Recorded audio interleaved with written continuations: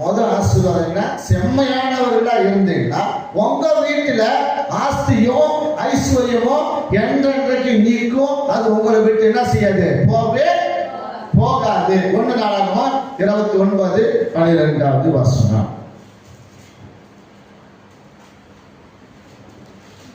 1 நாளாகமம் 29:12 வசனம். ஐஸ்வர்யமும் கனமும் உம்மாலே வருகிறது. தேவரீர் எல்லாவற்றையும் ஆளுகிறவர். உம்முடைய கரத்திலே சத்துவமும் வல்லமையும் உண்டு. எவரையும் மேம்படுத்தவும் பலப்படுத்தவும் உம்முடைய கரத்தினால் ஆகும். அதுதான் சொல்ற. இவர் மகா செல்வம் செழிப்புள்ளவர்.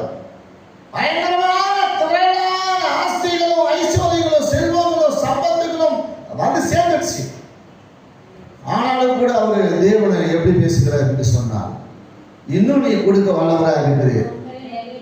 எல்லாம் உங்களுக்குள்ள இருக்கு. நீ ஆளுகை செய்கிறவர். எல்லாம் உங்களுக்குள்ள இருக்கு. இன்னும் நிறைய எனக்கு கொடுப்பேன் நான் விசுவாசித்தார். கர்த்தருடைய பிள்ளைகளுக்கு இன்னும் அப்படிதான் நமக்கு தாட்ட இருக்கணும். நம்முடைய யோசனைகள், நம்முடைய சிந்தைகள் எல்லாம் இருக்கணும். அப்படி நம்ம என்ன செய்யணும், மேலாய் நாம் யோசிக்க வேண்டும். மேலானதை நாம பார்க்கணும், மேலானதை நம்ம கேட்கணும். அதான் அவர் சொல்றாரு, ஐஸ்வர்யமும் கனவும் யாரால வருகிறது? அவரால. யாரால? தேவனால வருகிறது. எல்லாம் அவரு.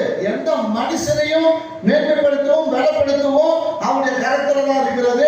அப்பொழுது எப்போ கொடுக்க வேண்டுமோ அப்போ கொடுப்பார். எதை செய்ய வேண்டுமோ அதை செய்வார். அது அவருடைய கரத்தில் இருக்கிறது.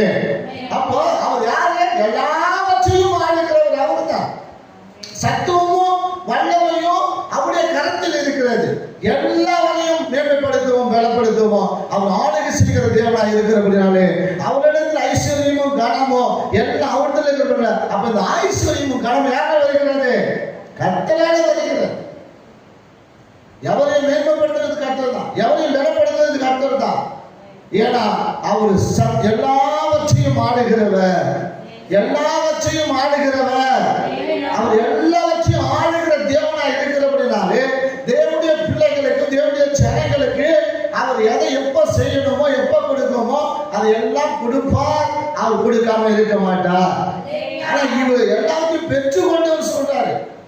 எல்லாம் பெற்றுக்கொண்டு திருப்பி ஆண்டவர் மேன்மைப்படுத்துகிறார்.